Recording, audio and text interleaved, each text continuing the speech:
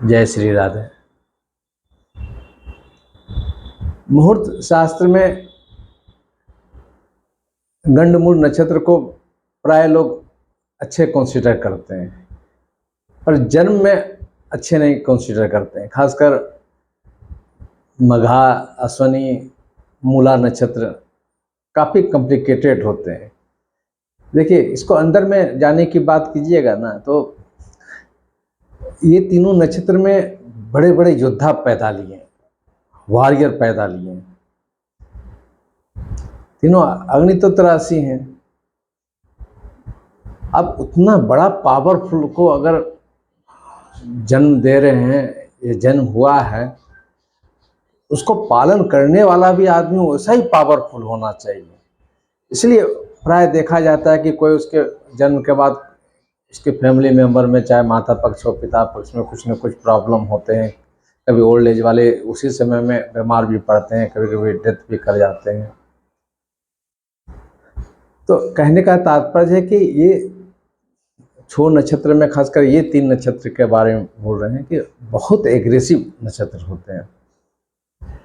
और इसी नक्षत्र में प्राय, ये मेरे सोच से ज़रा सा बाहर की बात है, मुहूर्त में बहुत अच्छा बना दिया है कि शादी में मघा में कीजिए, बड़े बड़े मीटिंग मघा में कीजिए। राजयोग कारक है, राजयोग कारक है, यानी बहुत लड़ाई के बाद आपको राजयोग मिलेगा, बहुत स्मूथ में नहीं मिलेगा।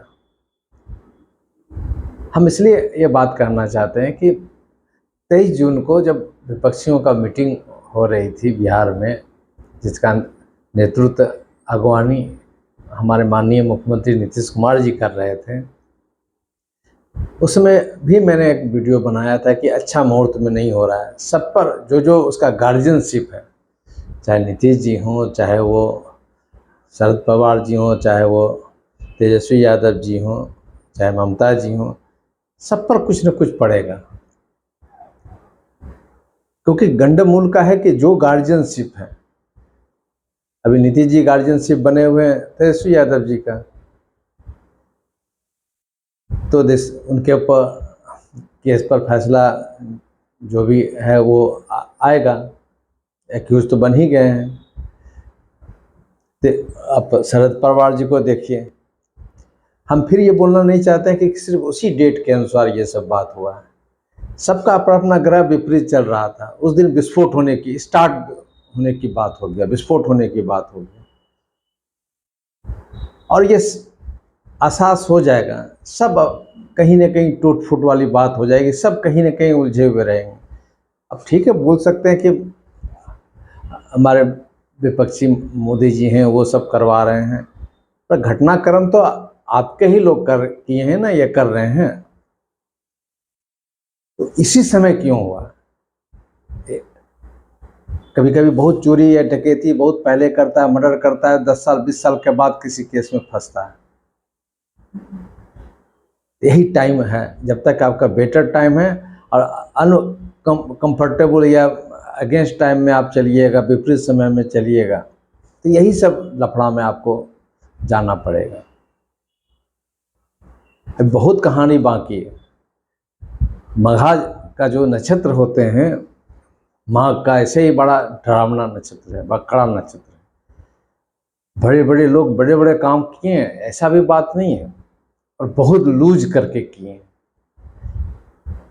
किसी बच्चे का अगर मघा नक्षत्र का प्रथम तृतीय चरण में अगर जन्म होते हैं, वो तो नॉर्मल नहीं होता है। कहीं न कहीं माता पिता को, कहीं न कहीं परिवारजन को तकलीफ, और बच्चे को भी तकलीफ होने की बात होता है। केतु के नक्षत्र में जन्म होते हैं, केतु ऐसे ही शांत प्रकृति, ठीक है, मंगल का रूप माना जाता है, राहु से कम उसका प्रभाव है, आध्यात्मिक ग्रह भी हैं। ये डजेंट मीन डेट उसका पॉजिटिव प्रभाव सिर्फ देगा।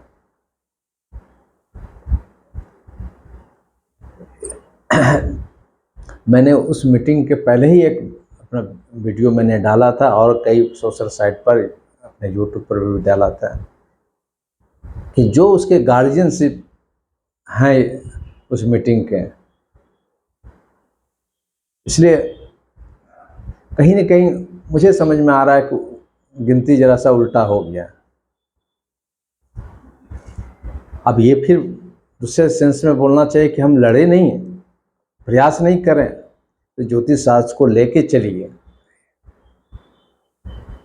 बड़े बड़े योद्धा छोड़ दीजिए, कुछ मुगल शासन के बारे में हो सकता है वो भी कुछ अंडर से पूछताछ करते हो,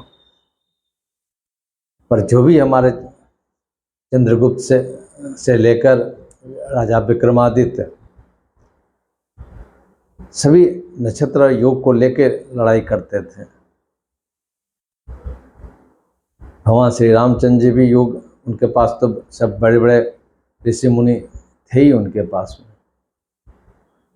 जैसे ये क्या करते थे। अब कहने का सिर्फ मेरा मतलब ये है कि जो समय जरा सा अनकंफर्टेबल है उसको इग्नोर करके चलने की बात है। संभव है, जितना संभव हो सकता है, सब चीज़ को हम बदल नहीं सकते हैं, प्रयास तो कर सकते हैं ना। मूला नक्षत्र वाले भी जो लोग होते हैं, धनु राशि वाले जो लोग होते हैं, बहुत इजी नहीं होते हैं।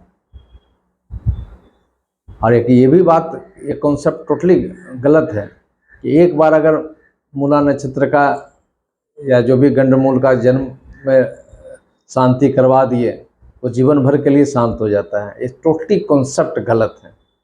जब जब उसमें केतु अगर अच्छे जगह पर हैं तब आप उसको उतना सीरियस नहीं लीजिए। अदरवाइज अगर कहीं गड़बड़ जगह पर है, जब जब केतु आएंगे, अंतर्दशा भी आएंगे, आपको उस नक्षत्र का पूजा कराना पड़ेगा, चाहे अश्विनी हो, मघा हो, चाहे मूला हो।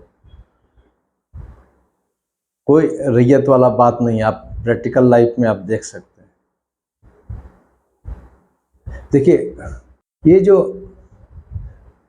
27 नक्षत्र हैं, इस 27 नक्षत्र को नोतिया 27 9 करके उसको बांटा गया, उसको फिर त्रिकोण बनाया गया।